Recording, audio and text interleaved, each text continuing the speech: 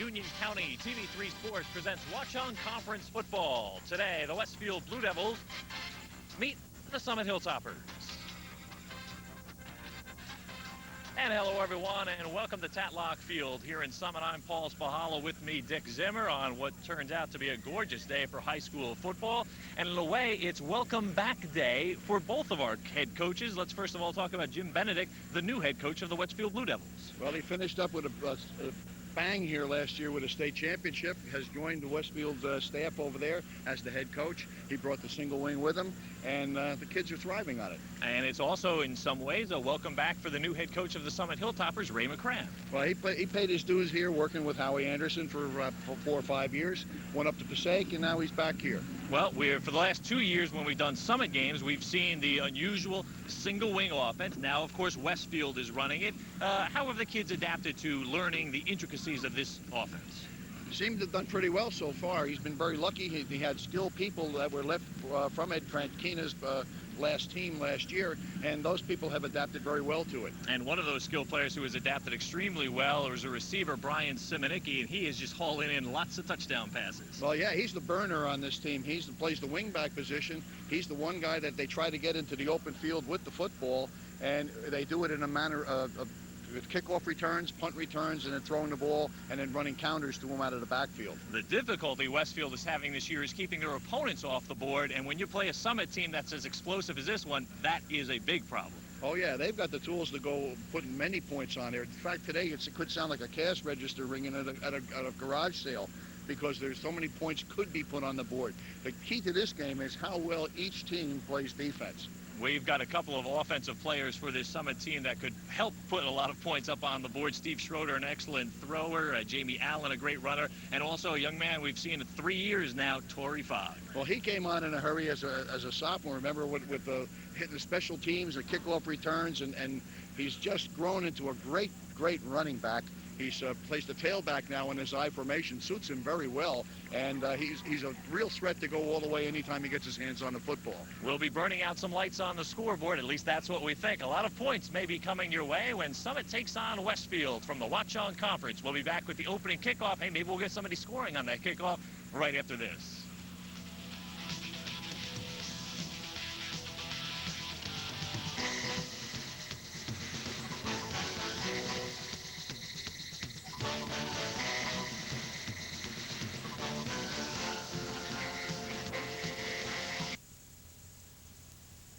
We received an anonymous phone call from one of your viewers.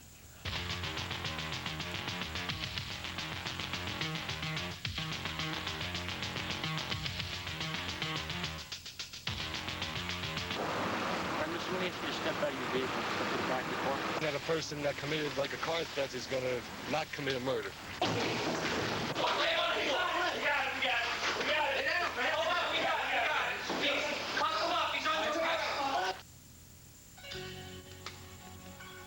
Do you have any questions, comments, ideas, or concerns about any of the programs here on Suburban Cablevision TV3?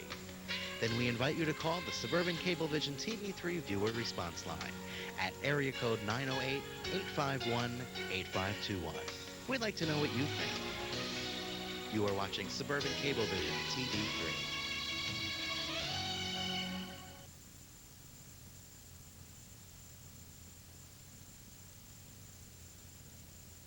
Welcome back, everyone, to Tatlock Field in Summit for today's Watch On Conference meeting between the Hilltoppers and the Blue Devils. Beautiful Tatlock Field in Summit, redone about a year ago, and it is in gorgeous condition for this autumn matchup between these two longtime rivals. The Hilltoppers in their maroon and gold, and the visiting Blue Devils will be in the white jerseys with the blue pants.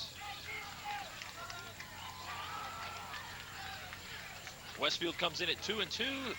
Summit is 3-1. Summit will be kicking off and defending the goal to our left to begin today's game. There is head coach Ray McCran for the Summit Hilltoppers. Now, Ray has the distinction of having coached in the lowest scoring game in TV3 history. And Dick, you were on the call of that one. Passaic 3, Belleville 2, the final score.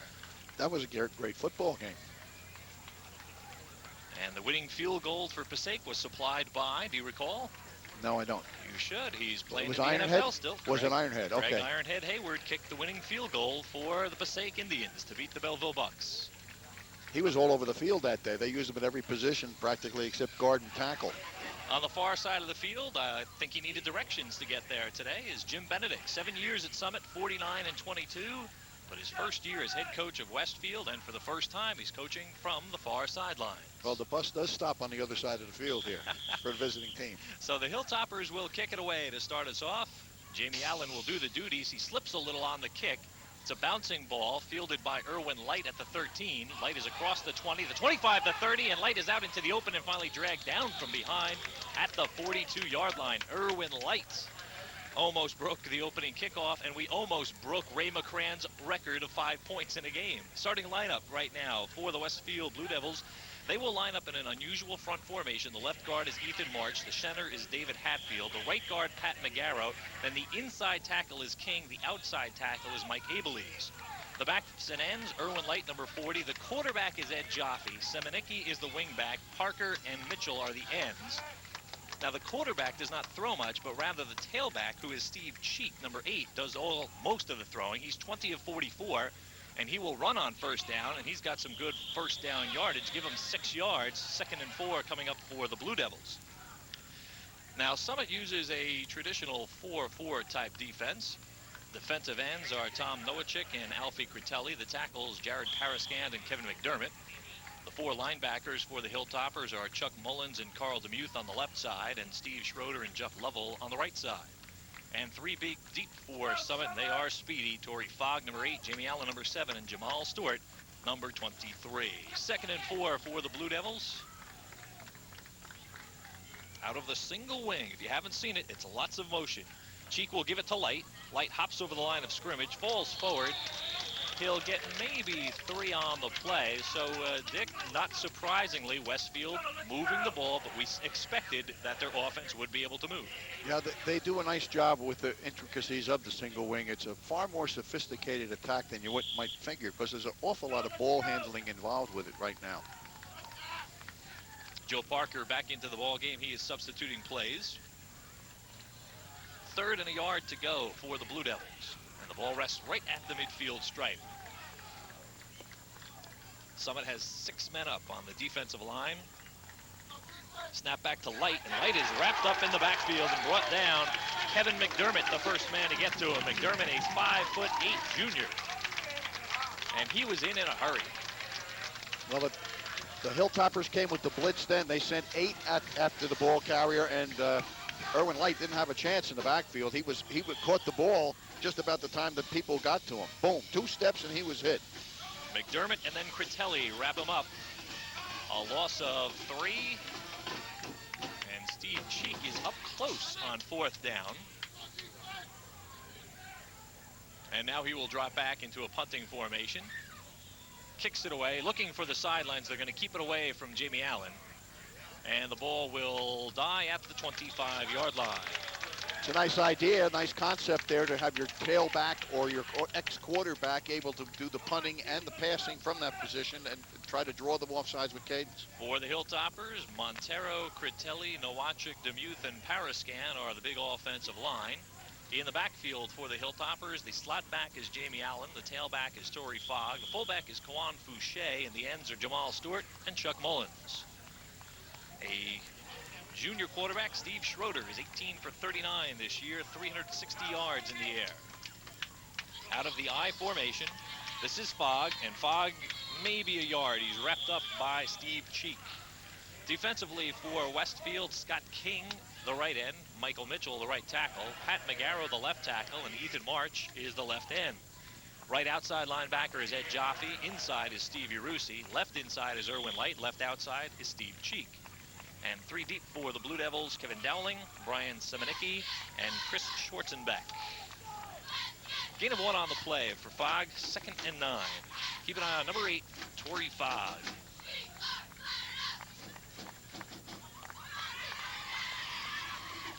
Fake to Fouché, Schroeder looking to throw.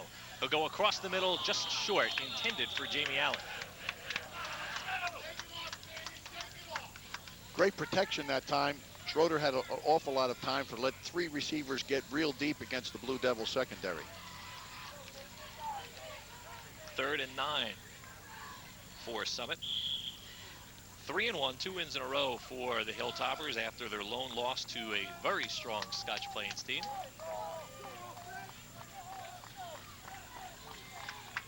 Out of the eye, Stewart, the split end to the right. They give to Fogg on the delay. Fogg has plenty of yardage. He's got the first down as he crosses the 40. Torrey Fogg came into the game with 375 rushing yards. Last week against Shabazz, 12 for 89 and a touchdown. That's the power of film. That's the one play that Westfield couldn't stop against Summit. It's a sprint out and a delay coming back. Nice trap block on the play. Fogg takes it down. You see Light try and strip the football from him, but to no avail. So a first down for Summit at the 41-yard line.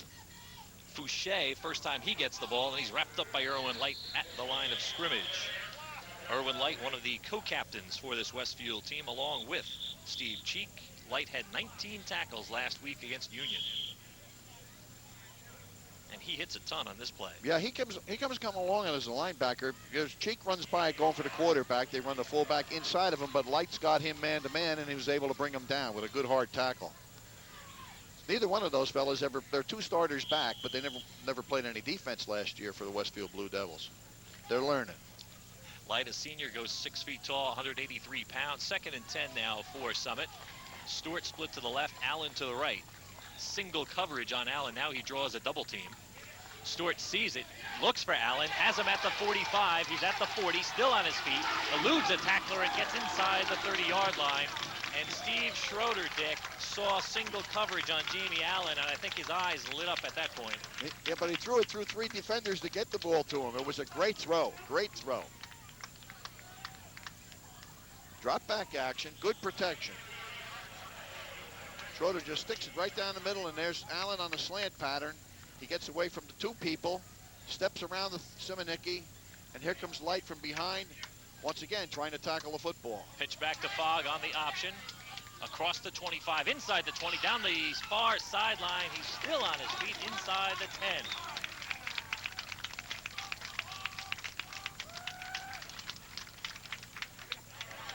And the ball will be marked at the 4-yard line. It will be 1st and goal for the Hilltoppers.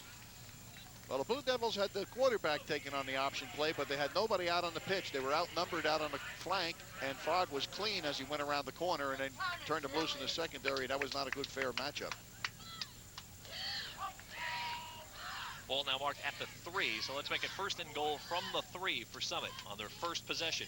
Fogg has trouble with the handoff, and he loses the ball. Westfield seems to have recovered the ball at the 1-yard line. Cheek recovered it, and I'm sorry, Simonicki recovered it, but now the question is it going to be ruled a fumble?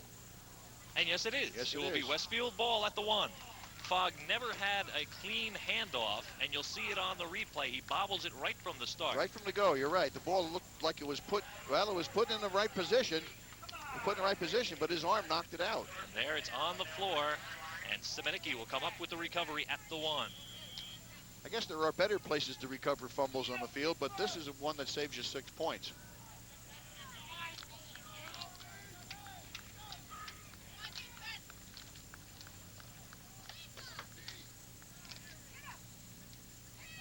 Straight ahead dive on 1st down.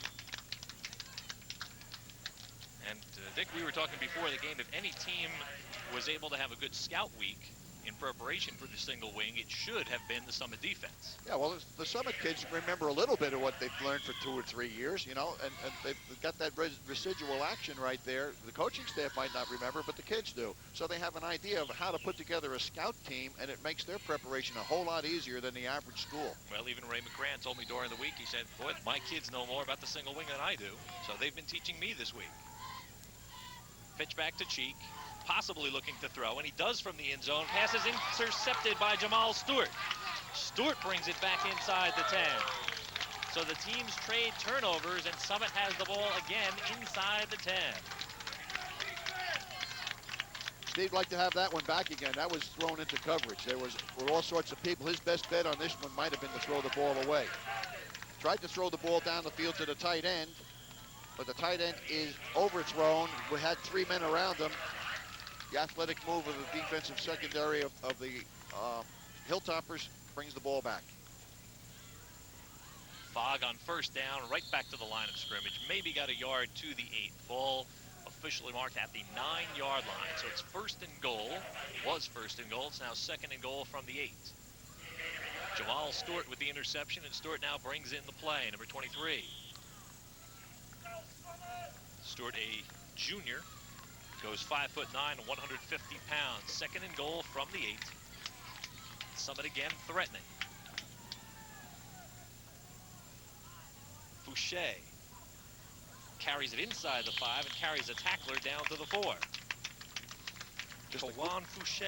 Quick bust up the middle there by the fullback, and that's a tough one to stop at this point on the goal line, especially when you get that outside speed threat. Watch this, quick trap play, follows his guard, and is able to pick up extra yardage after contact. Big play. King, the man who eventually made the tackle, though, did take one step outside, keeping an eye on Torrey Fogg. Now in the power eye, it is Fogg forward. Does he have enough? Yes, he does. Touchdown, Summit.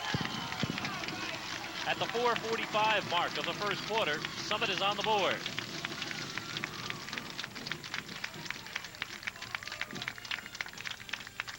For Torrey Fogg, his 10th touchdown of the season.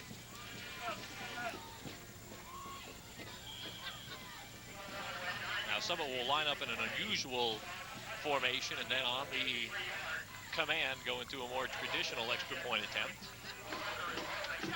Always the 2-point threat with the quarterback being the holder. Lovell the kicker, Schroeder the holder. And Lovell's kick is good. So with 4:45 to go in the first quarter, Summit, after having given away the ball at the 1 on the Stewart interception, they got the ball back, and then Torrey Fogg will carry it in from 4 yards out. Well, there's a little deception on Summit's part. They come on an unbalanced line here at the goal line with a power eye. They got great blocking right there. They blow people right on over, and Fogg was right into the end zone with it for the touchdown. A little bit of treachery with an unbalanced line creates a little soft spot in the defense, and they were able to take advantage of it, leading 2 backs through.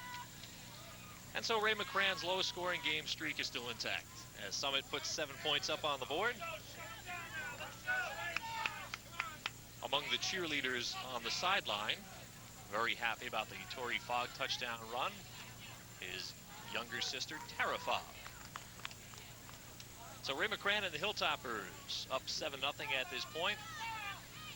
Summit has put a lot of points up on the board this year. There's Jamal Stewart. His interception made the touchdown possible, returned it inside the 10-yard line. 2 plays later, Fogg scored. Boy, he sure got up in the air a long way to get that interception, too. Excuse me, 3 plays later. 3-play scoring drive, covered 9 yards.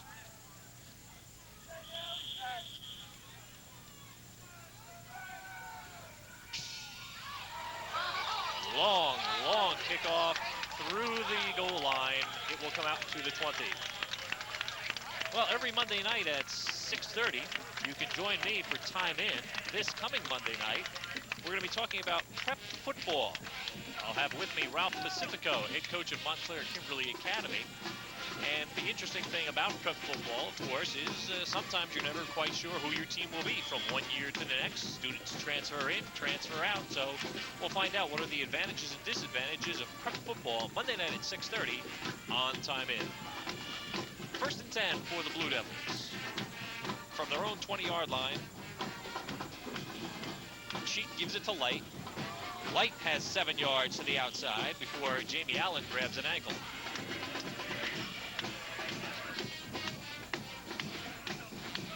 This is the first part of the spinner series that Westfield has put in new for this week. The handoff from the fullback to the tailback on a half spinner, and Light is able to take it off tackle. Same play as they were running before, but they just started with a different back with the football. A gain of 9 on the play, 2nd and 1.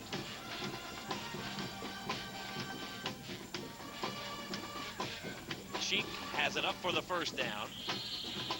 Now, is that the full spinner? That's the full spinner.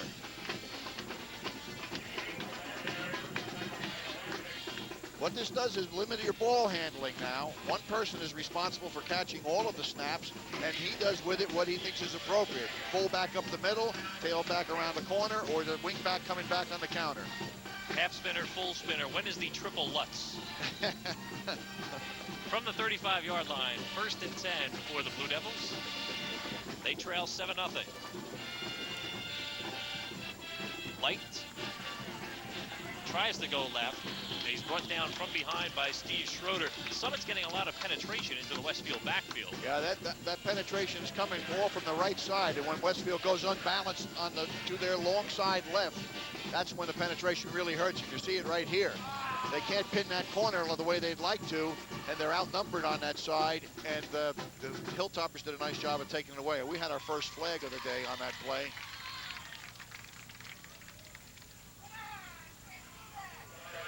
Personal foul, face masking against Summit. So the ball will move all the way out across midfield to the Summit 49-yard line.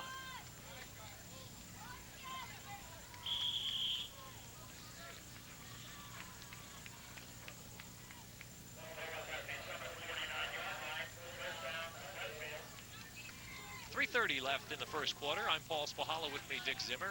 1st and 10 on the penalty.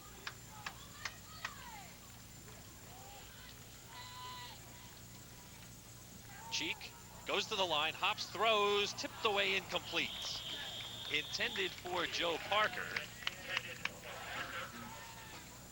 Once again, there was a crowd there. Every time a Westfield Blue Devil goes downfield in a pass receiving position, surrounded with an awful lot of maroon jerseys. Or do we call them burgundy? No, I think it's maroon, the maroon and gold. At one time, the red and gold. Last year, Summit was celebrating their 100th year of high school football. Cheek gives to Semenicki, and he's wrapped up immediately. Schroeder actually pushes the blocker back into Semenicki. That was the 3rd play on the spinner series.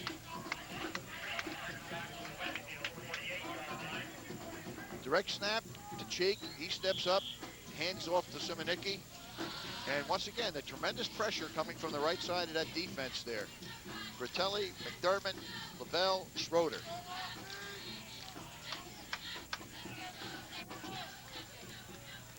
Third and 12.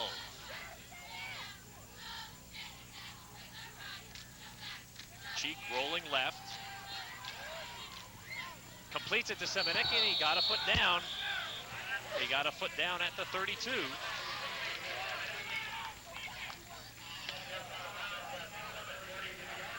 Brian Semenicki, a junior. Now Stewart's arguing with that he only had 1 foot in, but it is 2 feet. It would only have to have 1 foot in. There it is. He got right in, and it was in. So on a crucial 3rd down completion, the Westfield drive continues. That's the first time they've had an open receiver with nobody around. Came off the flanker set. They had 3 on the same side, spaced about 7 yards or so away from each other. Light tries to elude a tackler, steps inside, and Carl DeMuth knocks him off his feet. Carl, a senior, has already recovered a fumble and intercepted a pass this year. As we attack the right side, the long side, the double team is split by the defender and steps right in and makes a good hit. Good solid shoulder tackle by Carl DeMuth, right to the hip. 2nd and 10.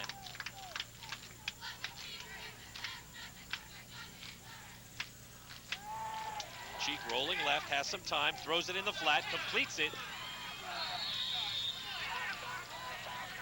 Ed Jaffe coming out of the backfield. That's listed as quarterback, Jaffe, but his job is to bang people's heads. And now he sneaks out of the backfield because he's the one defender. If you're playing man-to-man pass defense, nobody's assigned to that guy. Before the game, his dad and his uncle were saying watch for Ed to catch some passes out of the backfield today. Ed Jaffe with the completion, with the reception. And it's another Westfield 1st down. The ball at the 18-yard line. Cheek is going to keep it up the middle. And very hard-fought yardage for Cheek before Tom Nowacek drags him down at the 11. Now, Jaffe on that play was the blocker. He was the trap blocker that opened the hole for Cheek to run up the middle.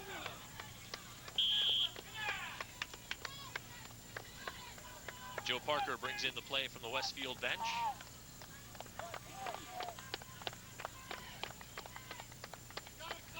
.111 to go in the first quarter. Summit 7, Westfield nothing.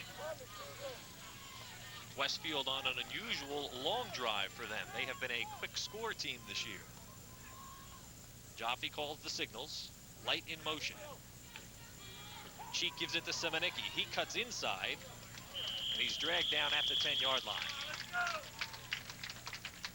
And Dick, you've seen Westfield play a lot, and is that correct? They are a quick score offense, not many sustained drives. Well, from what I've seen of them, yes. And their big scores have come from all phases of the game, in the kicking game and on offense. They haven't scored yet defensively this year that I can remember. Well, for the first time that Westfield touched the ball this year, Semenicki returned the opening kickoff against Raway, 79 yards for a touchdown. Key third down here, 3rd and 2 for the Blue Devils. Light gets the snap.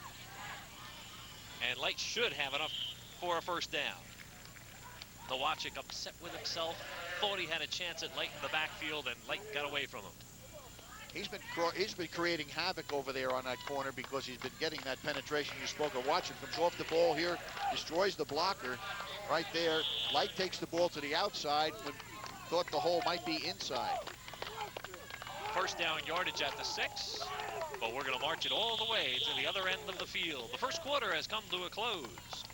And Summit on the interception by Stewart, and then the 4-yard touchdown run by Torrey Fogg has a 7-0 lead at this point. We're going to take a short break, and we'll be back with a 1st and goal for the Blue Devils right after this.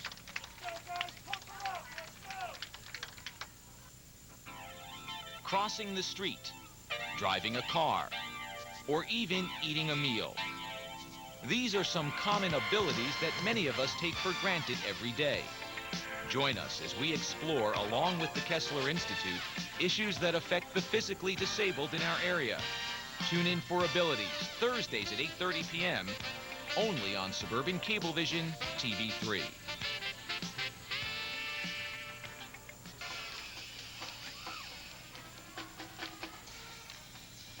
Welcome back, everyone, to Summit. Last evening, Dick Zimmer, you were in Roselle Park to watch an outstanding New Providence offense and defense take on the Roselle Park Panthers. Give us a preview of this game that people can see Tuesday afternoon. Well, it was a great football game for the first half. It was an even ball game, except New Providence had 7 points. Roselle Park actually had the edge in statistics, slight edge. But the second half, well, you'll have to see it to believe it, because the New Providence Pioneers came out and they looked like a different football team. One of the strongest teams in our area, New Providence. You'll see them take on Roselle Park Tuesday afternoon at 3 here on TV3.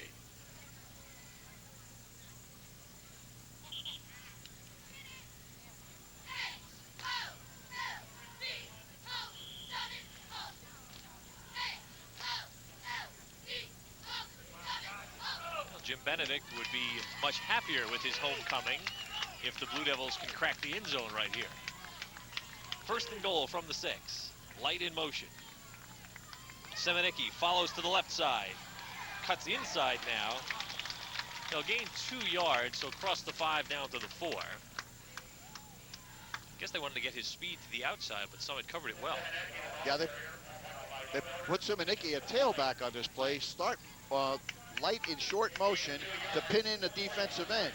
But he misses that block. Semenicki tries to cut it back inside, but there's great pursuit by the Hilltopper defense there to cut that play off. Yeah, even though Lovell, number 26 for Summit, didn't make the tackle by not being blocked, he cut Semenicki's escape route to the outside. 2nd and goal from the 4.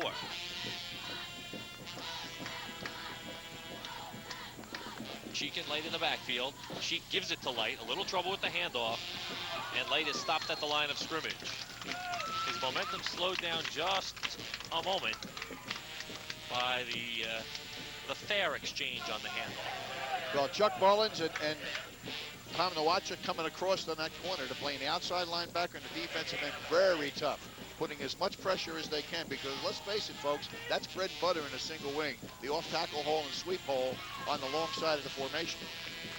Good crowd on hand, both sides for this big matchup in Union County and the Watchung Conference, Westfield and Summit. 3rd and goal from the 4. Cheek, the lone man in the backfield. Gives to Semenicki. They try to run left. Semenicki forced deep and pushed out near the 5. The man who forced them deep was Alfie Critelli, number 70, and then finally Jamal Stewart finished him off. Watch for the penetration of number 70, the 6'2" junior. Good penetration there. Semenicki actually outruns his blocker. We've got Jaffe trying to do a trap block on the corner, but Semenicki outruns it and tries to turn it into a sweep, and there's no hope there for that one. A loss of 2, the ball placed back at the 6th. So 4th and goal from the 6th, Alfie Critelli. No credit on the tackle, but he made the big play. Semenicki gives it to Cheek, looking to throw. Cheek going back to Semenicki, but it's slapped away by Chuck Mullins. 5'11" Chuck Mullins tipped it away, and the Hilltoppers hold. Well, that was a well-conceived play. You know, it was a handoff from Semenicki to Cheek. There's the handoff, inside handoff. He gets pressure, but he tries to loft it over, and just a fingertip touch knocks the ball down. Semenicki had 6. I was going to say that's not a bad time to throw the ball to that blocking back, because when you're in the goal line situation, he's not accounted for in a goal line defense. Well, Semenicki has caught 8 passes this year, and all have gone for a touchdown. Summit takes over with a 7-0 lead.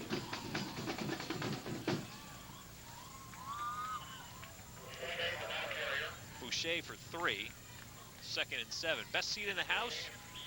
There are 2 Summit students behind the goalpost. They are in charge of the cannon. Got their director's chairs. They're out in the sun. When Summit scores, they shoot off the cannon. There they are. I wonder if they get served at halftime. Unobstructed view. 2nd and 7 for the Hilltoppers. Fogg hit at the line, spins off a tackler, and might have first down yardage. Depends on the spot. Jaffe has a shot at him in the backfield. Now this play, there's 2 guys that have a shot at him. I'm sorry, Girusi. Yeah, they both had shots at him right there, and they just let him cut back inside on him. Jaffe eventually brought him down, but it is a first down. Right, neither one of them was blocked on the play.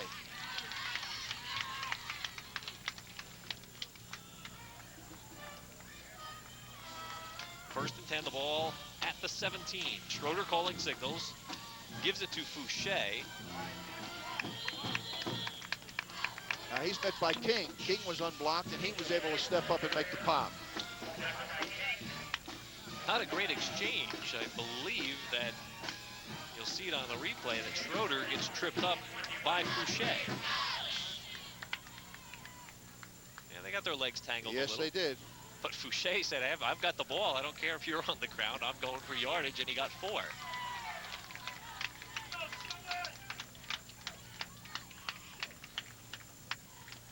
Fogg met in the backfield and brought down. All right, now Michael Mitchell.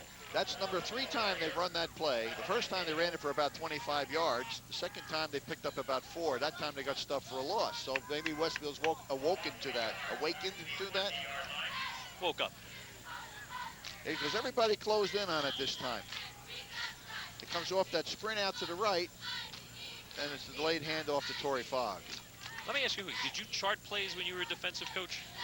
Because you seem to have the ability to remember plays very quickly without even charting them. Pass for Allen, incomplete. When people run big plays against you, you remember them. All right, that's good enough. And you try to adjust to take those big plays away. The thing I was going to say about that one play, it was the same play that Irvington killed Westfield with. That same sprint draw. On 4th down, Schroeder will drop back to punt. He'll be standing inside his own 5. Now, that was a big series for the Blue Devil defense, stopping the ball right down here now. This will be the first Summit punt. Semeniki back to receive. He stands at his own 40. Will they kick it away from him? It's a short kick. And it actually hits Jamie Allen on the foot, and the ball will die at the Westfield 48-yard line. Well, if you have any comments or questions or suggestions about any TV3 programming, particularly TV3 Sports, you can always call the Suburban Cable Viewer Response Line, area code 908-851-8521, and leave a message 24 hours a day.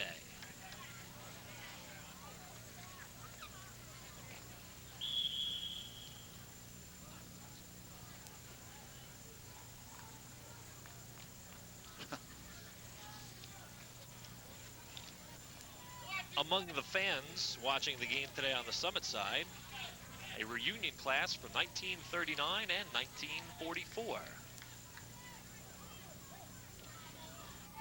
Snap goes back to Light, and Light is dragged down at the line of scrimmage.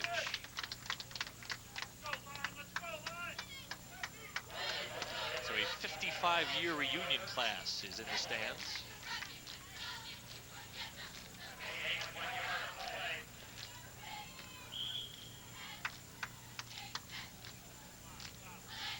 Second and 10.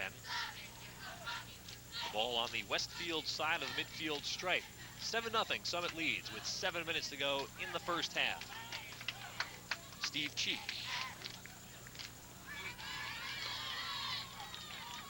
One of the few times they have everybody in the backfield to give to Semeniki. And he's immediately wrapped up at the line of scrimmage, so it will be 3rd and 10. That penetration that you were talking about before has been ruthless on the part of the Hilltoppers. You want one guy to come across. That's the guy you want to trap. All right, you want to let him across, but you don't want all those shirts across.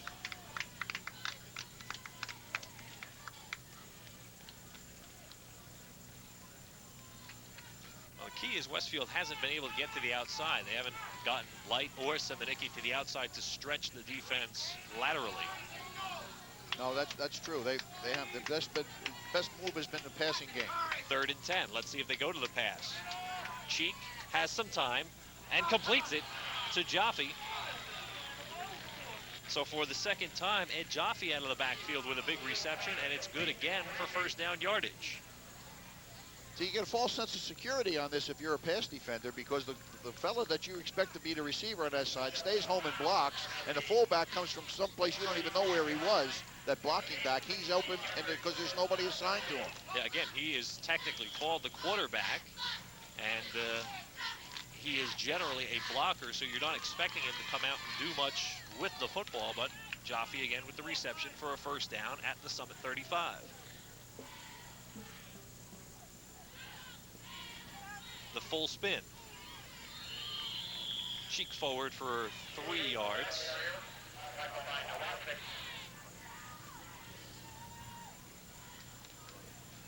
We have an attendance today. Every Summit head coach since 1956. That's another one of your trick questions. That's true, because it's Ray McCran for 1 season, Jim Benedict for 7, and of course Howie Anderson for Forever. every year from that point back to 1956. Howie, the longtime athletic director here at Summit High, and a good friend of TV3 Sports. 2nd and 7 for the Blue Devils. Cheek looking to throw. The lefty airs it out too long for Semeniki. Hit the pylon. A tough throw for the lefty rolling right. No excuses, but that is a difficult throw for the lefty, and he overthrew Semeniki, who again drew double coverage, and I'm sure he better get used to that for the rest of the season. Semeniki, the 2nd leading scorer in the state of New Jersey with 70 points. Well, with only 2 receivers releasing down the field, Summit had 6 defenders back there. Which means that if Semeniki had double coverage, the other man had quadruple coverage. Yeah. And everybody was looking for the block back who was blocking.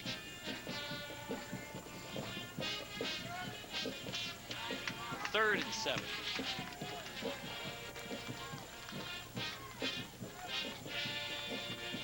Cheek looking to throw. Goes across the middle, wobbly pass. His arm was hit as he threw. Jared Parascan hit Cheek just as he was delivering the ball. Parascan is there with the pressure. As Cheek tries to roll to this side, one thing he does is he stops and gets his shoulders set, his feet set, and he throws the ball down the field. But you see Parascan did get a hand on him and caused the inaccurate flight of the football. 4th and 7 from the 31. Now, will Westfield go, or will Cheek again drop back to Coffin corner punt?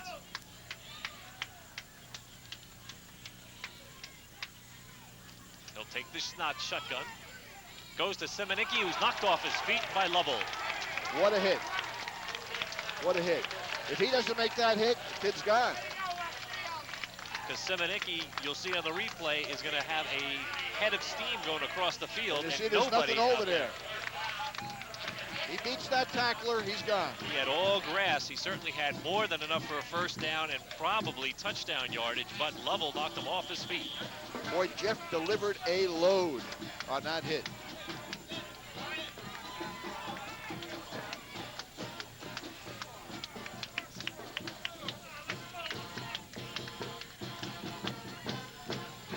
Jamie Allen spins across the 30, gets a yard on the play.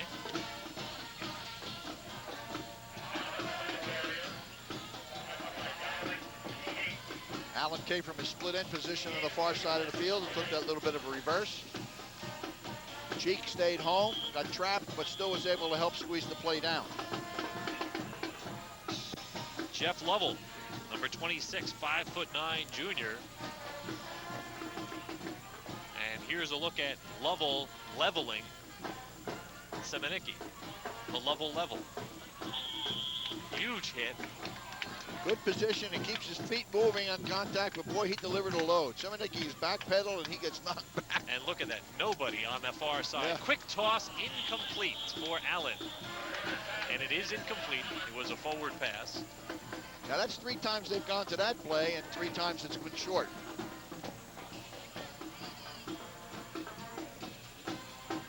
Schroeder needs to just get a little extra on that ball to get it out to Allen. They want to get Allen out in the clear, and well, good reason why. Once you get he or Fogg out in the open, they are a threat to go.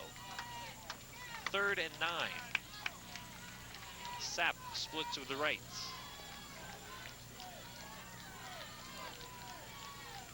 Schroeder, play action pass. Now forced from the pocket, airs it out long for Sapp, maybe too long, yes. Sapp had gotten beyond the secondary, and he was a lonely man for a while. I think he slowed down and changed his rhythm and changed his angle of which the quarterback could get him the football. Schroeder overthrew, but I don't think it was his fault. And so on 4th down, Summit will again go back to punt. So far, with 4:05 left in the half, our high-scoring game has not materialized. Simonicki standing at his own 37. He might want to come up a few steps based on Schroeder's last punt. Tough ball to handle. Simonicki will pick it up on a bounce at the 20. Head to the far sideline. He's pushed out of bounds at the 24. So that's where Westfield will start from with 3:53 left in the half. High school girls soccer comes your way when the Westfield Blue Devils, under head coach Pete Giordano, will take on Livingston, Essex County, Union County matchup. You'll be able to see this one Wednesday afternoon, the 26th at 3, Thursday the 27th at 9, and then Halloween afternoon at 3 p.m. Watch the game and go out trick-or-treating.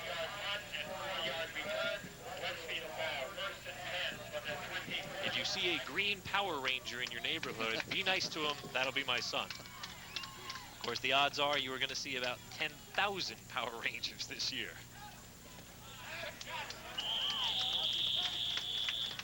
During the half, I'll explain to Dick Zimmer who the Power Rangers are. You're going to have to. I'll get you caught up in the 5-year-old okay, you're going to have to. knowledge of the Power Rangers. Is this a Saturday morning show? It's an afternoon show and a Saturday Okay. show. You don't know the Power Rangers? The Red Ranger, the Green Ranger, the Black Ranger? I'll fill you in on all this. The only Ranger I know is the Lone Ranger. And the New York Rangers. Oh, well, they're not doing anything these days. 2nd and 10, 3:13 to go. Cheek looking for Semenicki. Throws it for the sideline, incomplete. And again, Semenicki has Demuth around him, he's got Fogg around him, and he's got Allen 5 yards deep. What you failed to say was who was all around Steve Cheek. That's true, too. He's drawn a lot of... he's drawn a lot, and you'll see on the pass. There's a crowd there. Let's count some Summit bodies. There's the lone Westfield white shirt. There's 1, 2, 3. Up in the corner, he's even there, and then there are some to the right. 3rd and 10.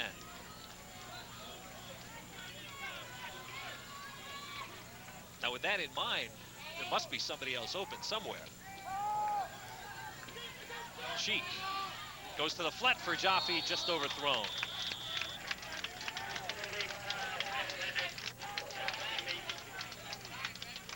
.301 left in the half, and Westfield will give it back. That pattern was successful for them in the first quarter drive up the field, hitting that middle man. Westfield had the ball only 52 seconds. Allen and Fogg are back to receive, and they are a threat. Either one. Cheek might have instructions just to aim it for the sideline. Let's see. Whoa, he doesn't have to. He drills it 5 yards over their heads, gets the roll. He was told to aim it for the end zone. Fogg has it at the 9, circles around, lots of white shirts, and finally Semenicki drags him down by the arm. Steve Cheek just took everything out of that one and drilled it over the heads of Allen and Fogg, and then with the roll, it went inside the 10. 67 yards, I get it, with the roll. And a great job done by Steve Cheek. Well, if you need a good kicker for Westfield, maybe George Kapner can use him for his soccer team. We'll be seeing the Blue Devils against Cranford Thursday night at 9, Saturday the 22nd at 2:30, and Monday afternoon at 3, Westfield Cranford, Watch on Conference Boys Soccer. See how I led you into that one, a kicker and soccer? That was beautiful. Thank you. Oh, there's a pop. Fogg off tackle to the right, picked up about 5. I was going to say, Steve Cheek can drive coaches crazy. Well, here's a guy that throws the football left-handed. He's a pitcher on the baseball team right-handed, and he punts the football right-footed. So he's a right-handed pitcher. Yes. Timeout with 1:58 to go. And there is Steve Cheek, 6'4" senior.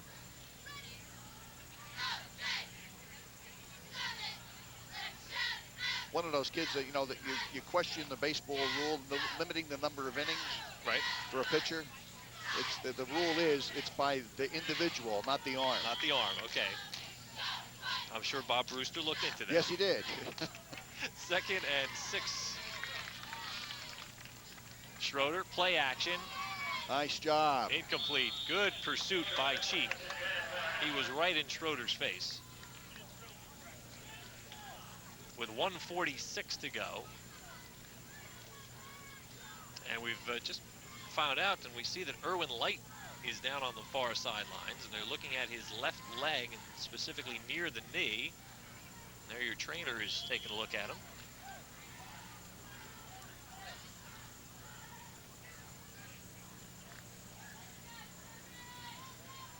There she is, Sandy Momari, who does a real fine job with all the sports. And she's my CPR teacher. Timeout called by Summit. And good to see that Light is back up now on his feet. As a matter of fact, he's coming back into play. Well, he's been banged up for about 3 weeks now. Today was the day he was supposed to be back to full strength.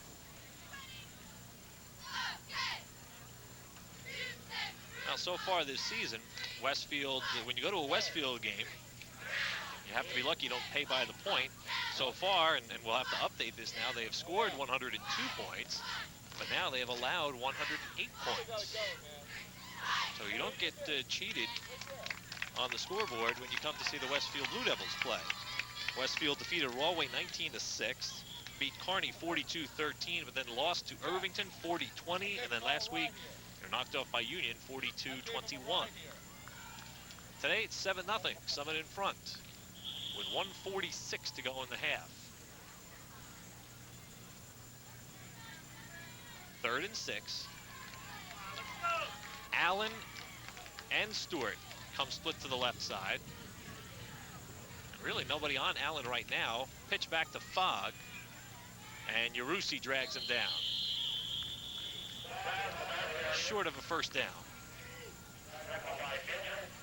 Now will Westfield burn a timeout?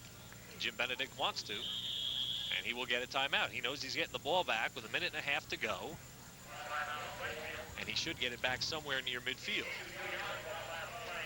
Based upon previous performances, the wind is not doing much. I thought maybe it might have picked up, but it hasn't. By the way, helping to inspire the Summit players on the sidelines today, a couple of former stars from the recent past. Bob Bickle, who's now playing ball at West Virginia, is here, as is Ian Paxson. Ian played last night in a big win for Southern Connecticut when they knocked off Rowan College. Rowan's first loss, I believe, was it? I believe so. Now, Summit, on the other hand, we showed you what Westfield has done scoring and allowing points. Summit has scored 127 points, and that includes today's touchdown. And they've only given up 42, and 28 of those points were to Scotch Plains in their lone loss, 28-21. They shut out Plainfield 35-0 opening week, lost to Scotch Plains, then knocked off Eastside 36-7 and Shabazz last week 28-7. Semeniki stands at his own 45. Will Westfield go for the block or elect to set up for the return? They're going to go for the return. Schroeder with a good punt, but Semeniki may catch this one on the fly. No, it's just beyond him. And the ball will roll to the 40. And the fans give a good hand to Steve Schroeder for his punt. That's a tough ball to handle. It's coming down tail first, and it's got tremendous spin on it, and it's sliding like a baseball curveball going away from you. And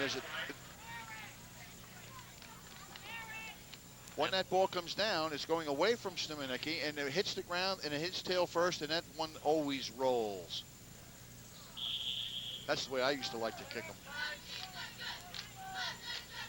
I never was able to, though, but... You always analyze the punters when we come out for a game. You always like to see that ball turn over. 1st and 10 from the 30. Will Westfield go to the air with 63 seconds to go? Right back to Cheek. Cheek goes out to the sidelines, and he's forced out of bounds. He'll get it to the 40, and it will be very close to a first down. We will probably get a measurement. Well, they won't have to move the sticks too far. Because he ran right on top of the sticks.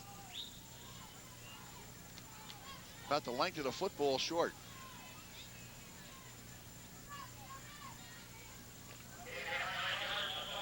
Two lengths of the football short. The length of the chalk stripe.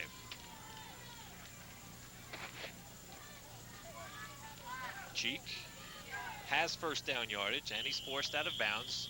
The clock stops with 51 seconds to go.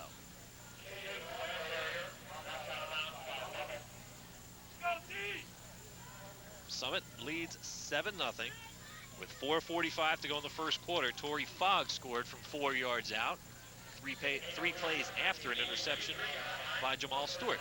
That's where we stand right now, 7-0 on the Seba Geigy scoreboard. 51 seconds to go in the half. At the half, we'll be entertained by the Summit Marching Band.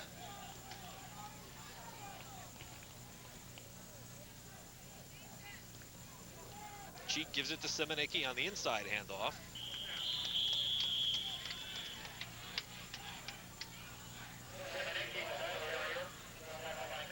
The Hilltoppers defense is doing an excellent job of staying home, playing good position defense, and everybody's in position to make a tackle when the ball comes their way. Ray McCran instructing his defenders just to play back just a bit. Mostly speaking to Jamie Allen. He's playing free safety at this point. 18 seconds to go. Cheek will head for the sidelines and is forced out with 11 seconds remaining.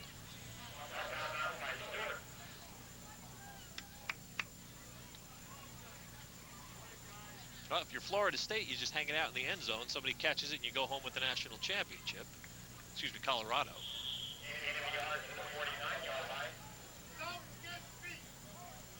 It's a bit different in high school. First, you have to find somebody who can throw the ball 60 yards down the field to get it to the end zone. Well, Cheek could punt it that far. Yeah, but you can't score points on that punt.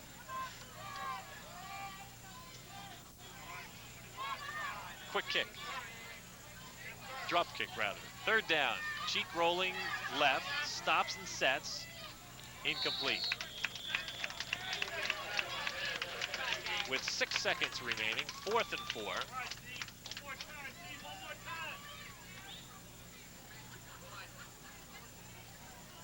I think Cheek just saw nothing there and he just threw it into an empty spot of grass. Once again, there was the maroon shirt in his face.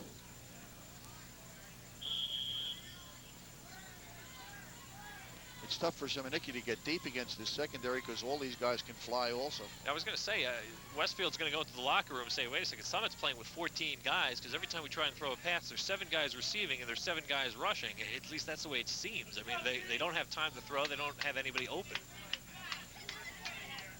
4th and 4. Cheek will backstep and punt it away. Allen or Fogg are not going to try to pick it up. And instead, the ball is down, then the half will come to a close. So we thought we'd see a lot more points up on the board, but we have enough at least to make the Hilltoppers happy. We'll go to our break with the score: Summit 7, Westfield nothing. We'll be back with the Summit Marching Band right after this.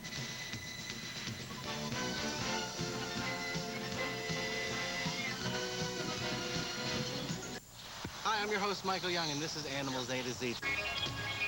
Are you an animal lover?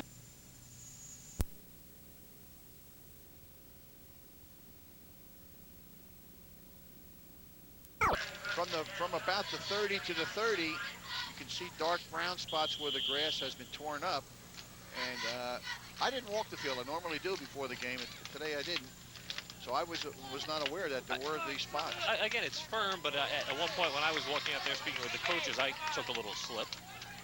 First down, just shy of the 40-yard line. Fouché gets the call, and he'll gain 3. Yes, the notice was announced to the NJSIAA that on the weekend of December 2nd, 3rd, and 4th, the Giants and Jets are both away, and the Army-Navy game, which had been at Giant Stadium that weekend, of course, is in Philadelphia this year, so the weekend is free. And the state has approximately 2 weeks to let the Sports and Exposition Authority know if they would like to use that facility. Tentative plans call for 2 games Friday night and then quadruple headers Saturday and Sunday. Second down. Fogg, good move up the middle. Still going and finally forced out of bounds at the 41 of Westfield. There's nobody in this conference that's going to stop Torrey Fogg with an arm tackle, and that's what the Devils tried to do on this. Too many of them are trying to strip the ball from Fogg instead of putting a shoulder contact on him. Nice trap block there. See, there's hand tackle. There's another hand tackle. Nice spin move. Another hand tackle, and finally they bump him out of bounds. Yeah, that was either Montero or Critelli. I didn't see if it was 73 or 70, but one of them delivered a great block that freed it up Torrey Fogg. First down, Westfield 41-yard line. The give to Fogg. And that time he's wrapped up by Pat Magaro.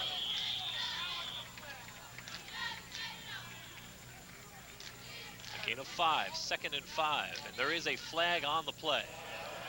Interesting, we were talking at halftime that Summit has not come back to the option play to go outside since the first time in the first quarter they ran it for such big yardage.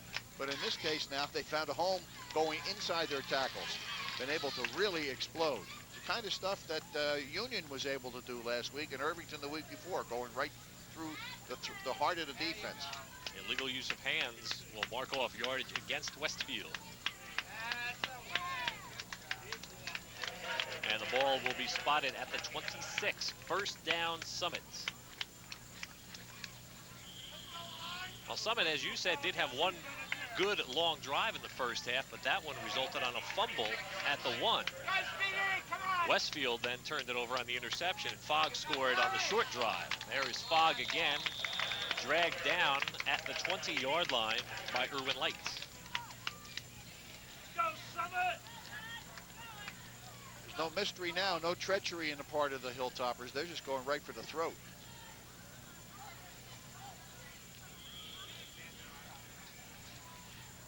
Six yards on first down opens up an awful lot of opportunities for them. 2nd and 4, they need to get to the 16-yard line. Schroeder gives it to Fogg again. First down, close. Ball will be right near the 16-yard line. Jason Yarusi came from his middle linebacker position and was able to make the hit on the play, but not until after the yardage was picked up. Nice lead block by Fouché. Yarusi is able to come off that block and make the tackle. Just short of a first down. It'll be 3rd and less than a yard.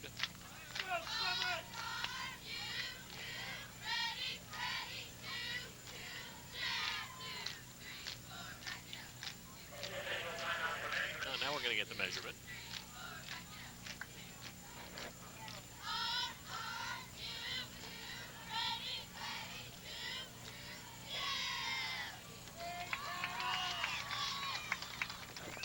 And as I said, it's 3rd and less than a yard.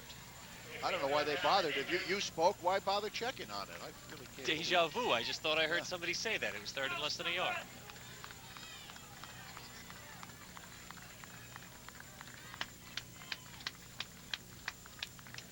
Except for the first give to Fouché, it's been Torrey Fogg on this drive. So wouldn't be surprised to see number 8 get the call once again from Steve Schroeder.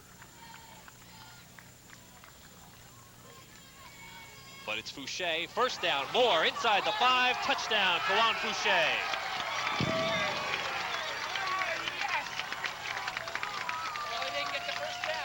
16-yard touchdown run by Kawan Fouché, his 2nd touchdown of the season.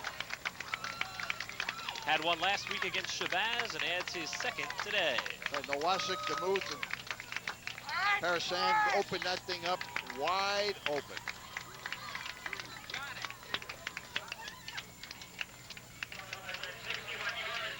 Jeff Lovell is on to attempt the extra point. 13-0. Summit with the lead. Out of the hold by Schroeder. The kick is good. The ball hit the cannon and set it off.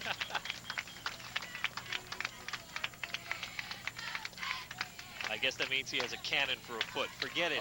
Kawan Fouché with the 16-yard touchdown run, and Summit has the 14-0 lead. And here's a look at the run by the junior fullback. Watch how the right side of the line just opens this thing right up. They're able to stuff everybody, and there's daylight, nothing but daylight, all the way to the goal line. He runs over Simonicki, but that was at the goal line. It was too late.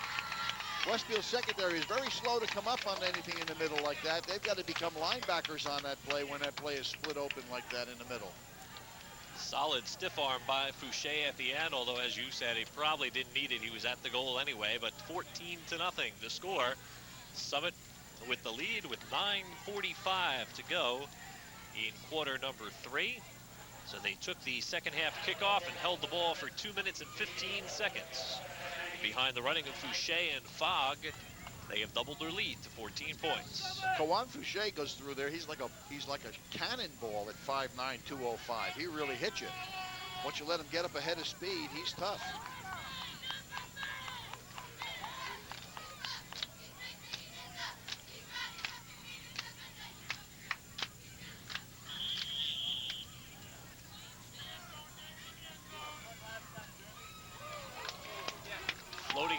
line kick. Semeniki has trouble with it at the 5. He'll pick it up at the 6. And he is swarmed over at the 17-yard line. Remember that every Saturday evening, if you can't get to the game, get to the TV. Watch Scoreboard, highlight scores, much more. Every Saturday night at 7:30 live on TV3. And if you can't watch the live broadcast, join us Sunday mornings at 9 a.m. for Scoreboard. All the scores from the TV3 area. Ball marked at the 18-yard line. That's where Westfield will start from. Remember that Westfield is a team that can score quickly. Cheek running left. Strung outside by Lovell and Stewart with the tackle. Stewart came up and made a real fine form tackle on this play as he comes up and stays in balance and takes the legs right out. There's the double team on the corner. Joffrey's on Lavelle, but he can't maintain the block. Stewart's up, keeps his legs moving and drives, and the two of them combine to take him down.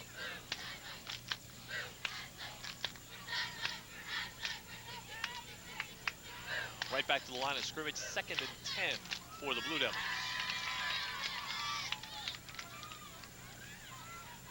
Cheek rolling right, looking to throw. Goes short for Jaffe. Incomplete.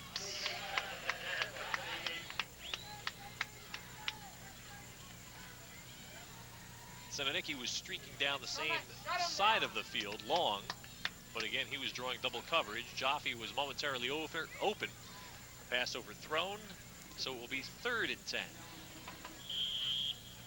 Ray McCran took a long walk down the field with his secondary and then walked back near the line of scrimmage. So he's pacing the sidelines. Right now he's got a 14-0 lead. 11 years Ray was head coach of the Passaic Indians, and 5 times his teams came away with sectional championships. 3rd and 10. Cheek looking to throw. Tosses it to Jaffe, who can't hold on to it out of the backfield. Screen right. That ball should be delivered out there with a little bit more touch than on that short pass like that. It was kind of a screen pass that set up to Jaffe coming out there late. But it had a little bit too much zing on it. Also, the receivers on that side are looking back into the sun, which we said it's a high sky and a bright sky, and it's very difficult to pick the ball up. Not making any excuses though, Paul. 4th and 10. And it is a gorgeous day here in Union County, especially up here at Summit. Many of the trees are changing color for this mid-October matchup. So Cheek is punting. Allen and Fogg stand at midfield. Cheek gets it on one hop, kicks it away. Fogg fields it at the 45, the 40, the 35, and finally run down at the 30. He caught it with a full head of steam. And with 8:19 to go in the 3rd quarter, Summit has the ball back, and they've got a 14-point lead.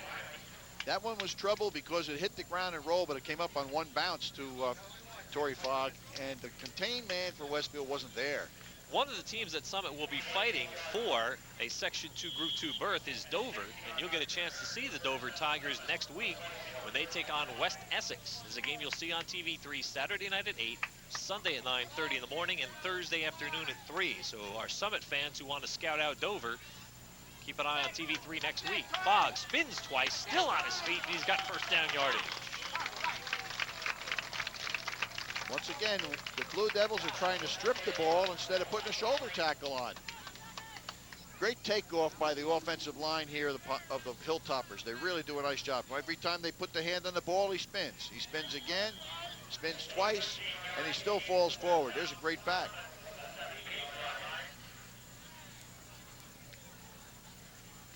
First down at the 18-yard line. Summit threatening to take a commanding 21-point lead.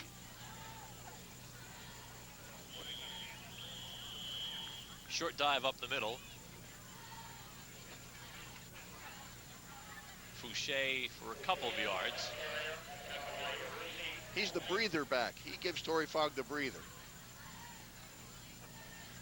Last time he breathed life into his 16-yard touchdown run. That gave Summit a 14-0 lead. That's where we stand right now. Following a punt, Summit has the ball back, and they've got it in great field position. The ball at the 16, 2nd and 8. Fogg moving forward. And finally, Light and Schwarzenbeck drag him down.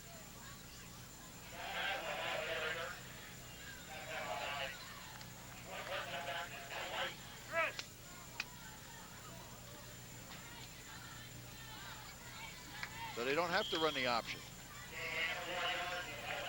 Yeah, they've actually been doing a lot of damage up the middle.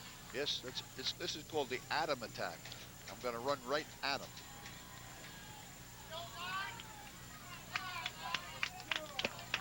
Third and 4.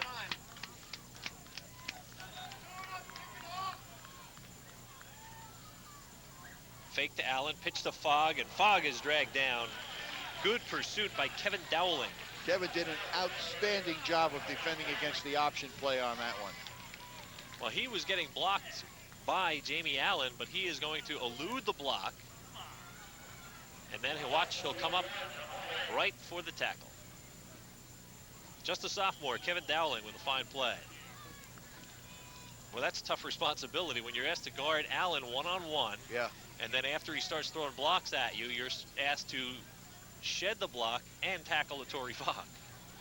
Yes, no question about it.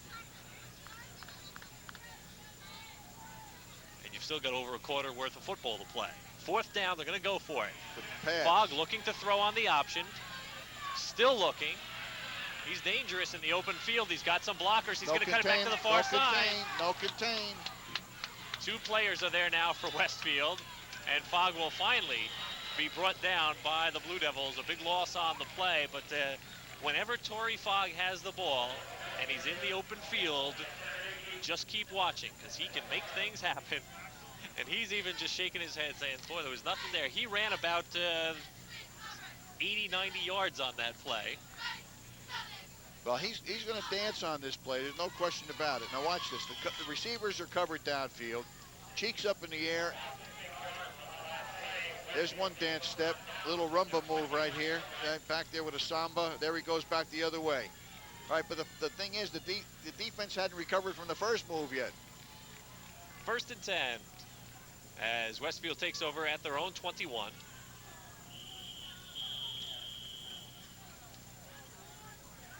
Irwin Light with a gain of 4.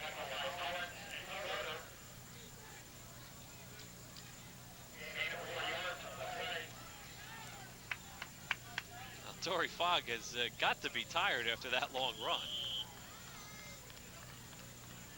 Came to the near sidelines for about 30 yards. He went to the far sidelines. That adds about another 40 yards. And then he went back and forward a few yards. Plus all the movement. 2nd and 6.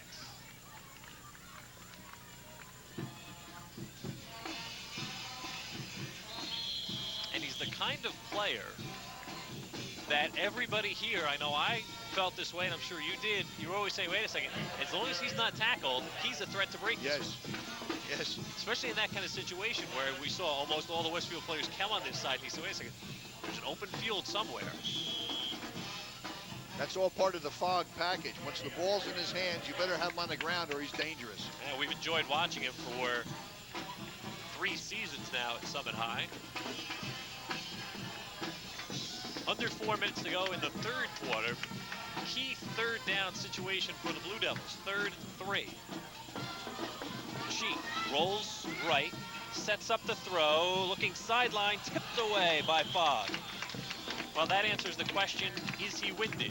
No. No. He's able to get back in time, tip it away from Simonicki, who that time was as open as he's been today, and even then there was coverage. Yeah, this was under coverage, though, because he is open deep, and the ball wasn't deep enough. That's the first time that's happened today.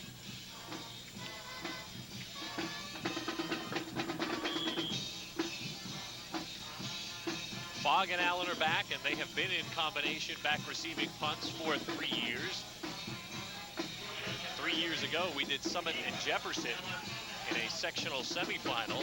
Fogg caught the ball. Allen threw a vicious block, and Allen and Fogg returned it for a touchdown. This one, drives them back again. Fogg will pick it up on a bounce at his own 16-yard line. Tries to head to the sidelines. There's a flag on the play. Fogg is still alive. He still hasn't touched the sideline. And finally, he's covered under. But again, there is a flag, which generally is either a clip or a block below the waist. They're all trying to pull him down with their hands instead of putting some pads on and keep the legs driving. He keeps his legs moving. Of course, he's getting tired. They're not. Personal foul clipping against Summit.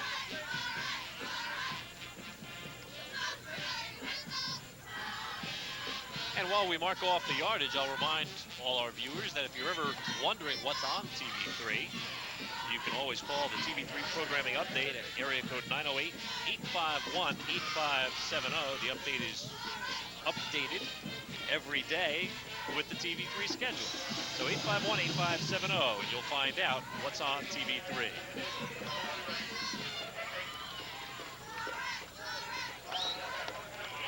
Ray McCran encourages his players on. They've got a 14-0 lead with 3:23 to go in the third quarter. And they will start this drive at their own 14.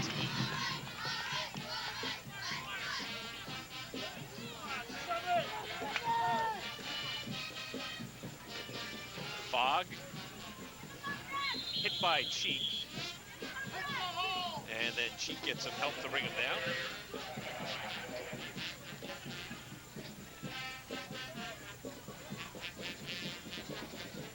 A little slow getting up, but he's heading back to the huddle.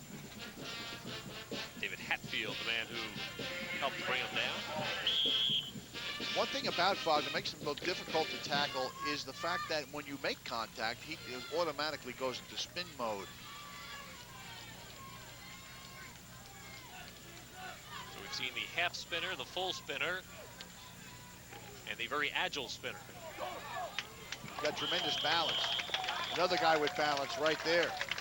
Kawan Fouché. First down yardage for the Hilltoppers. One thing he does real well is read daylight, because they trap the middle and he takes it back away from Irwin Light, who was unblocked in the middle, but Light can't reach him, runs past the other linebackers into the secondary. It's a nice move. Nearing the 2-minute mark of the third quarter. Summit 14, Westfield nothing. Not the number of points we expected to see, but still a very tight football game today. Fouché, well, I thought he was going to be dragged down from behind, but instead he drags a tackler forward 6 yards. Now, you're not going to stop these guys with their hands. Mike Mitchell tried to grab him by the collar and pull him down, but that didn't work. Here's the takeoff. There's the trap. He traps his own man before he gets to the trapper. Mitchell tried to pull him down from behind and couldn't do it, and they finally wrestle him down after about a 7-yard gain. 2nd and 3. Kawan Fouché had 106 rushing yards last week against Shabazz. Torrey Fogg. Big block thrown up front. Fogg across the 50. Semenicki holds him down at the 40.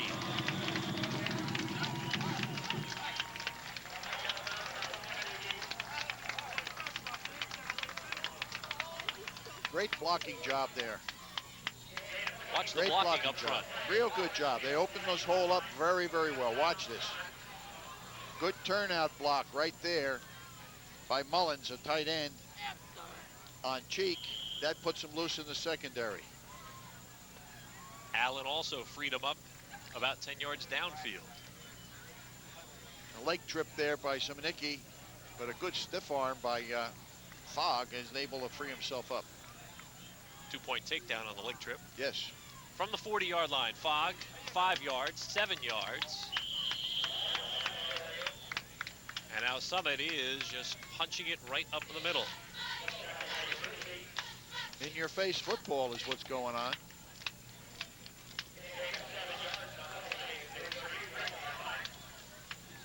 And that's been the concern for Jim Benedict this year, in that his team has given up some sustained drives to their opponents. That's what we're seeing Summit do right now, and particularly in this second half. Well, that front five and the tight end have done an excellent job of blocking. 2nd and 4. Fouché, first down yardage. He's into the secondary. Stiff arm, still on his feet inside the 10, dragged down at the 5. Just when you start to key on Torrey Fogg, they open up Kawan Fouché. A great trap block on the part of Carl DeMuth on this play. Watch this one. Bango, there it goes. There's one tackle, he runs out of that one. Runs out of those two. Wow. And finally, Schwarzenbeck comes over to bring him down. First and goal from the 5, 25 seconds to go in the third quarter. Fogg, right side, untouched.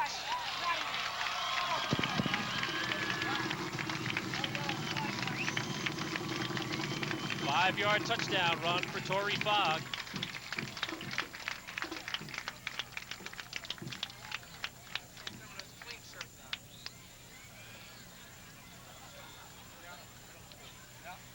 $20-0 the score, and Lovell will attempt to add the 21st point.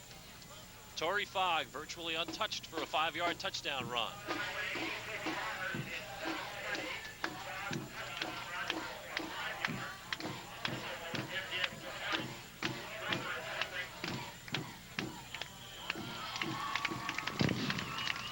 And it is 21-0.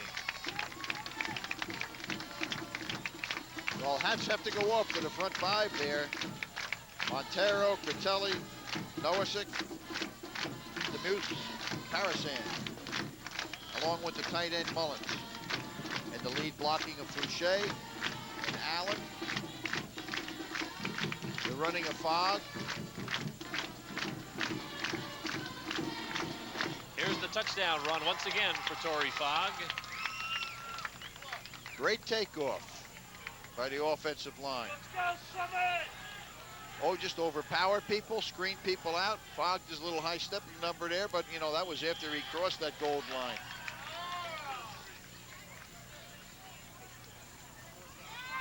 Great blocking by the Hilltoppers. That has carried them to a 21-0 third quarter lead.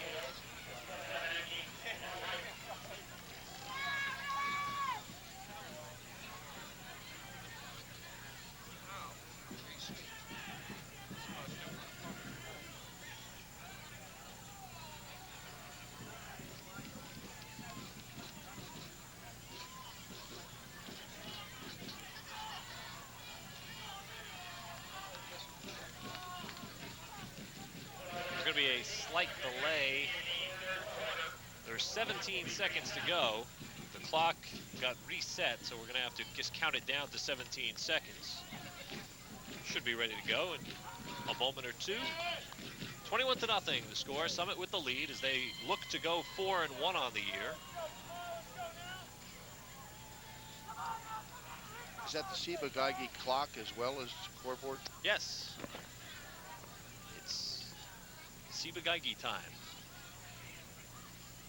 which is a little bit different from Eastern Standard Time. Only if you work there. Depends on what prescription you're on. And now the clock is ready, and so are we. Go, Jamie! Jamie Allen will kick it away.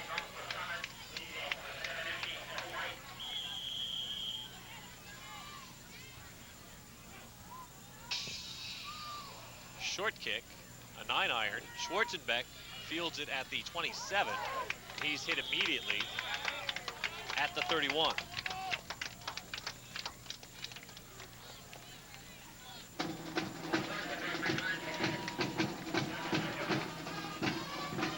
Now, as soon as the ball's made ready for play, we may not even get off a play here in the remainder of the third quarter. That looked like the Blue Devils will try and get off one more before the clock runs out. 4 seconds, 3 seconds. No, we're not going to. 3 quarters in the book. Summit scores twice in this third quarter, and they have now stretched the lead to 21-0 behind the outstanding running of Kawan Fouché and Torrey Fogg. We'll take a break. Summit 21, Westfield 0.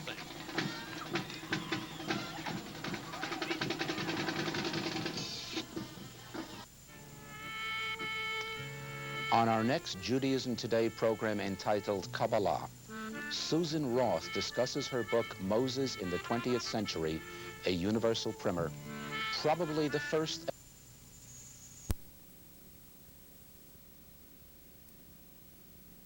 Hills, and then a little bit back from that, Johnson Regional and Roselle. Those are just some of the teams that are fighting for the 4 playoff berths based on the most recent power points. Summit has traditionally been in a good position in terms of power points because of their conference. They play traditionally 3s and 4s, a couple of 2s thrown in here and there, but a winning schedule, a 6-win schedule for them is sometimes good enough to make the playoffs. 7 wins, it is almost a guarantee. Irwin Light on first down, a big gainer for Irwin. Irwin had a huge game against Irvington, even in a loss, 16 carries for 167 yards.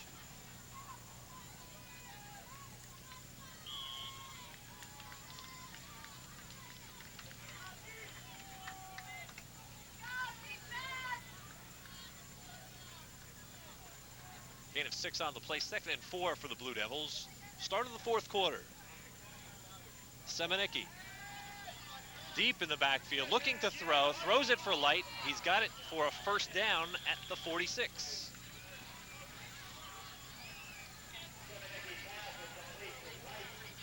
I wonder if one of the options is to throw the ball all the way back across the field to Cheek, because he was standing there looking for the ball. Cheek just stands here after he hands the ball off.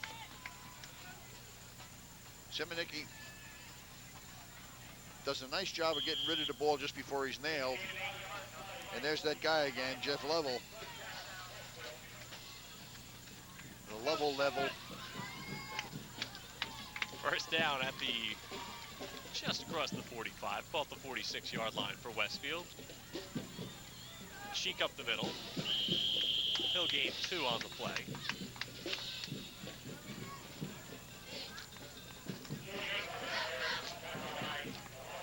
Well, you get the feeling that Westfield has got to score on this possession if they hope to be in this football game. The way Summit has been eating up the clock and the way Westfield has not been scoring, you've got to wonder if there are even 3 possessions left in the ball game for Westfield. If Summit can eat up the clock, there may not be. Here comes Light. He'll be brought down just short of the 45-yard line of Summit, which means he'll be less than a yard short of a first down. I'll tell you, those two outside backers from the Hilltoppers have done a heck of a job. On this one, you're going to see the quick penetration of Mullins. There it is, forces the ball back inside, right into Torrey Fogg's arms. Of course, there was a gain on the play, but they're keeping Light from getting outside.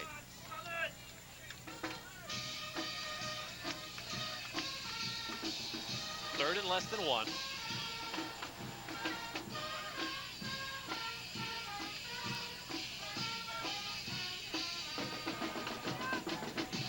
Light powers his way forward, and now the mark will determine whether he has enough for a first down. He extended the ball out, hoping to get a good spot. And I believe he did get a good spot, and it should be and is. Well, we're going to get a measurement, but I think he's got enough for the first down. 9:36 to go. But it's getting close to the point where even Westfield can't afford a long drive. Again, we talk about the fact that they need 3 possessions. They really can't afford to take 6 minutes to score. First down. Hey, by half a ball.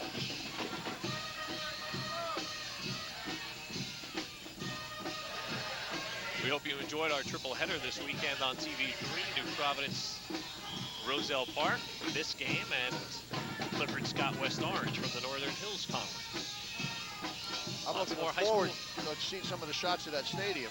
Oh, it's a beautiful location. Paul Robeson Stadium in East Orange.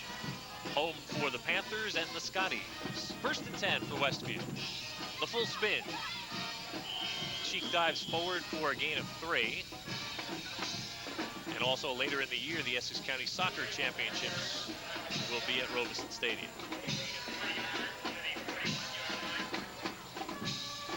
I forgot to mention also Monday night on Time In at 6:30, we're going to have a judo demonstration.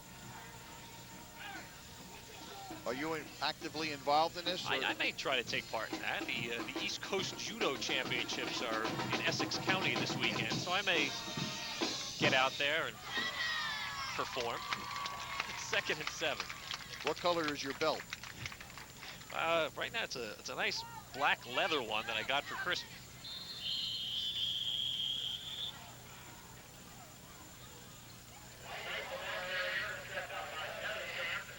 Now, Westfield stayed in the base offense right now. They're not trying to throw home runs down the field, trying to make the good stuff go.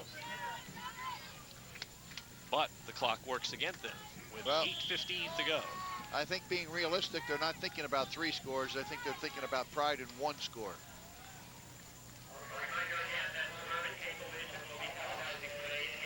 There you see the story, 21-0 Summit, and we've just reached the 8-minute mark. Third and a yard. Cheek follows Light, dives over the pile, and he's got first down yardage.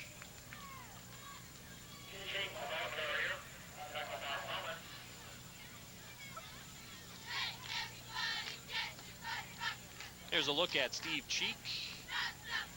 He's going to go up and over the top on this one.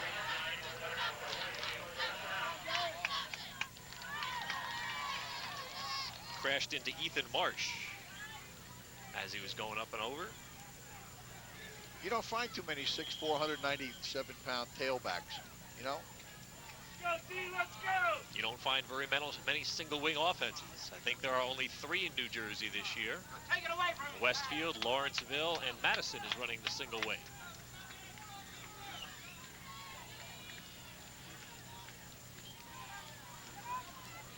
Chimnicki, now this is not a crack about age or anything, so don't take it that way. But when you started playing ball, did you ever play in a single wing offense? Or was it out of vogue by then? No, it was big item at that time. Okay, because well, I'm asking. Princeton Tigers ran it at that time, and everybody wanted to be a Princeton Tiger. You didn't answer the question. Yeah, everybody in my neighborhood thought we were all Steve Kazmaier.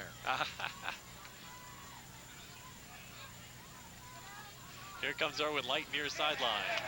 He's stuffed at the 30-yard line. Maybe a yard on the play. So it will be 3rd and 5 coming up for the Blue Devils. We also ran the A formation, which is what the New York Giants used to run under Steve Owen. There's the blocking scheme for Westfield. They're just not getting any lead blockers out in front of the runners outside. No, they've done a dynamite job defensively, Summit, of stuffing the off-tackle play. 3rd and 5. Will the Blue Devils go to the air with 6 minutes to go? 6 minutes left in the game. Cheek forced from the pocket, and the sack recorded by Carl DeMuth, his 3rd of the season. McDermott they had put been pressure close all on. day to Cheek. Here he comes, number 55. You see McDermott put some pressure on here. 64, he's there, stops the ball. 70 stops the ball. And Critelli, and sneaking in the back door is Carl DeMuth. Yeah, if DeMuth didn't get him, Critelli was going to.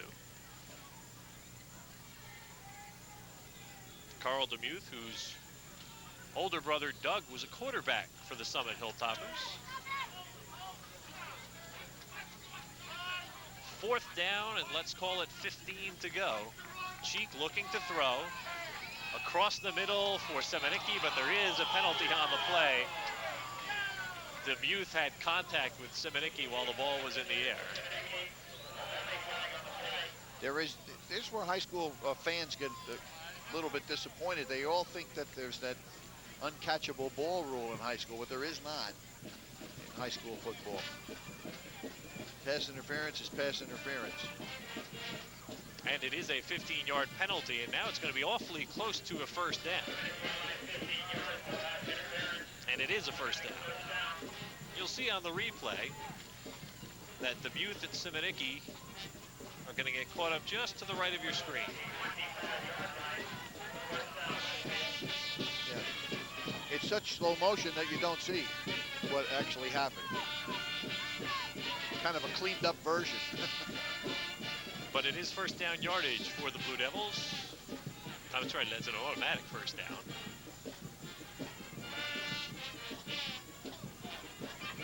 Light to the outside. And again, it's Critelli, the first man there. Critelli brings him down from behind. Under 5 minutes in the game. Under 5 minutes. Now, pursuit has been the story all day for the Hilltoppers. Yeah, they've done a great job with their defensive ends and outside linebackers have really shut this play off. Both sides. Sweeps on both sides have been non-existent. So going left, Critelli and Lavelle, and coming to the right, Nowacek and Mullins have really shut this offense down. And with support from their friends.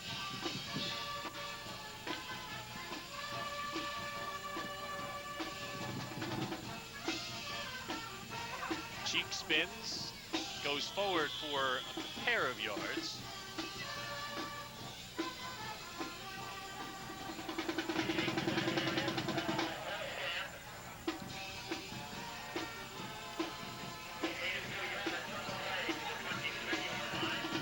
Next weekend on TV3, Dover, West Essex, and Livingston, Columbia. A pair of games from the Iron Hills Conference come your way. Join us Monday night on Time In for the exact date and time when you can see that game. Timeout Westfield with a 3rd and 8 remaining. 4:06 left in the ball game.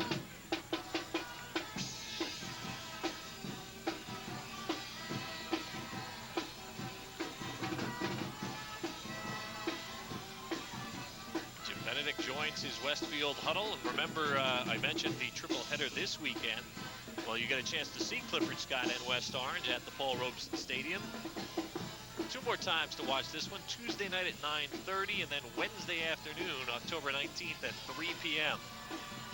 Beautiful facility in East Orange. AstroTurf Field, 8-lane all-weather track, lights, and separate locker rooms for, of course, not only home and visitor, but as I mentioned earlier, Clifford Scott and East Orange both call that facility home, and they each have their individual locker rooms.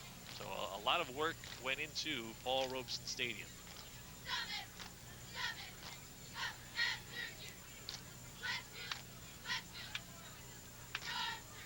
Third and 8. Summit now looking to put the shutout on the board.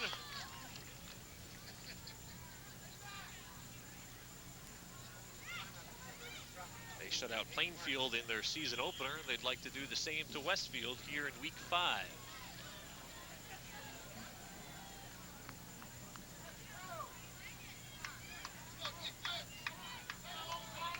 Third and 8.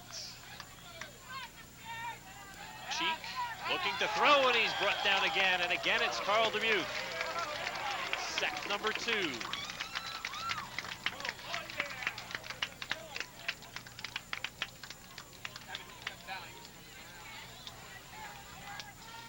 Well, they tried to make it look like a run. The blocking back left to go be pass receiver. Cheek did not get outside where his blocking was, and the Moose comes up the middle and picks him up inside the blockers. 4th and 16. Carl Demuth, 5'11" senior.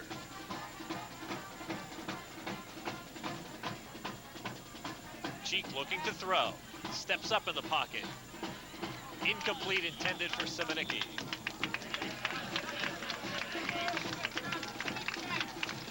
And on downs, Summit will take over.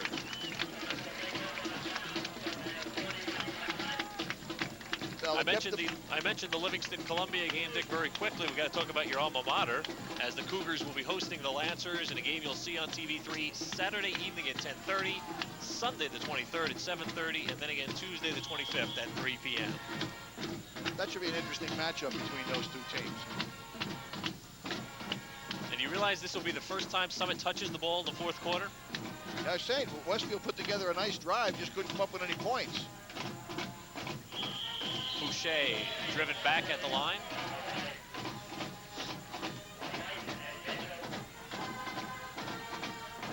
Michael Mitchell with the tackle.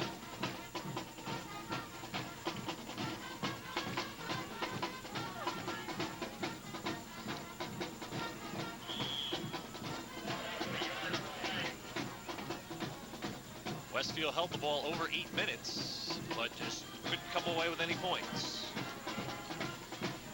Maybe now we'll see the option. I like the option. Schroeder calling signals out of the I formation. Instead, they give it straight to Fogg. Fogg up the middle. He's still going and dragged down at the 50-yard line. No, I guess we won't see the option. 21 yards for Torrey Fogg. He's a little slow in making his way to the sidelines, but I think that's more a cramp than anything. And here he goes. Once again, we got a great turnout block on Cheek.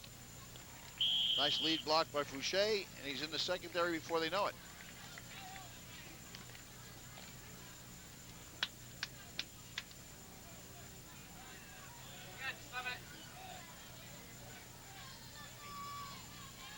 First and 10 at the 50-yard line. Fogg has trouble with the pitch, picks it up on the roll, and he'll get 7 yards out of the play.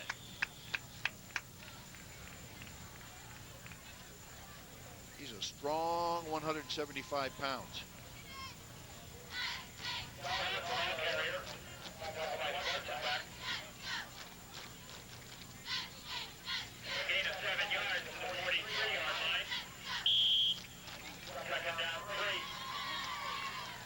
So for Summit, they will record win number 4 on the season.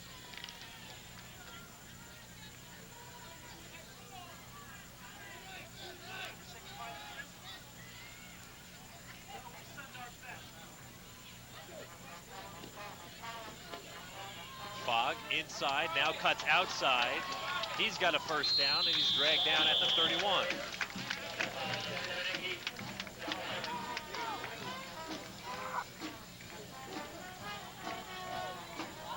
Well, it might be time for Torrey to take a seat, but I don't imagine he wants to when he's playing against his old coach. He's still got that good speed. Here they are tackling the football again. They haven't stripped it from him yet.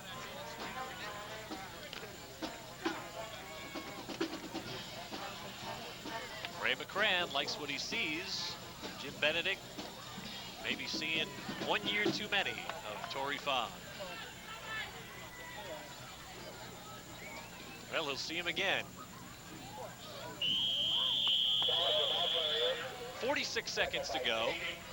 And we're going to have one of those rare quarters of high school football where each team touched the ball once. Because it looks like Summit will be more than happy to snap it one more time and go home with their 4th win.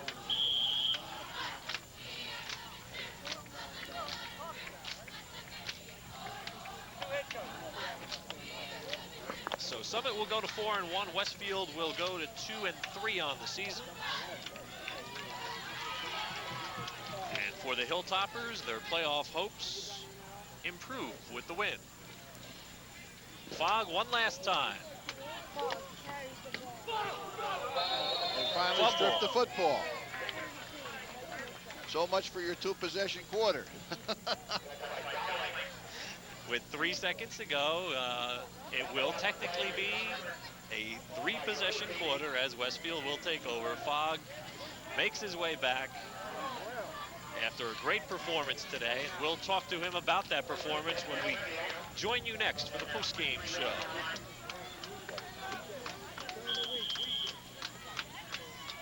And that will do it as the clock runs down the final 3 seconds. And the Summit Hilltoppers take home a 21-0 victory. A pair of touchdowns for Torrey Fogg, one for Kawan Fouché, and we'll be back to wrap it up from down on the field right after this.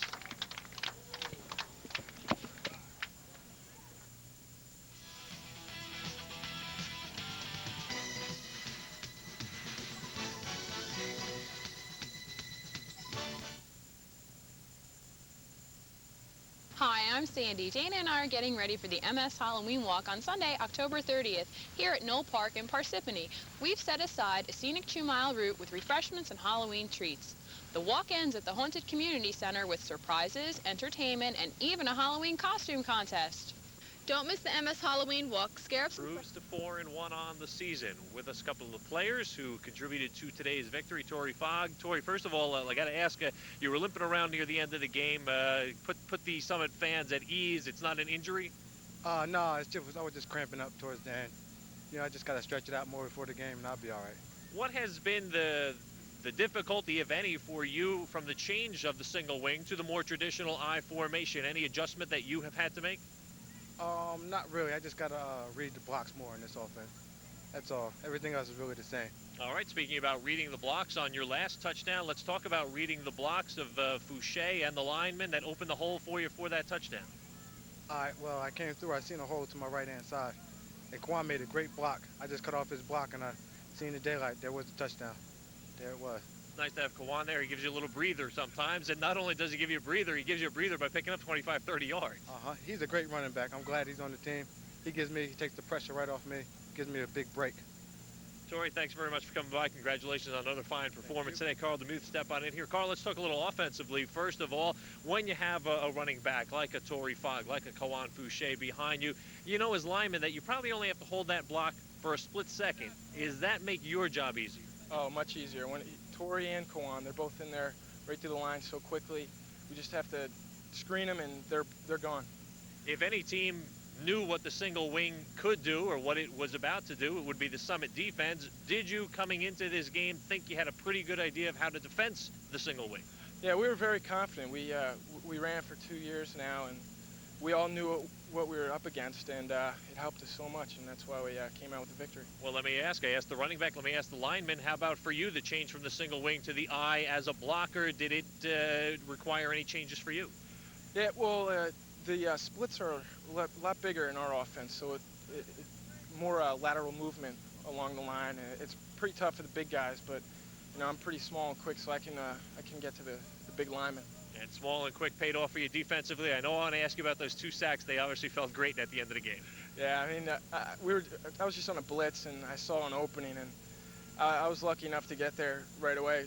Steve Cheek, he almost let it go the first time, but I got there, and it felt great. Carl, thanks very much for coming by. Congratulations. Fine performance both ways. Ray McCran, Ray, step on in here. 21-0. Again, the final score, Summit with the victory.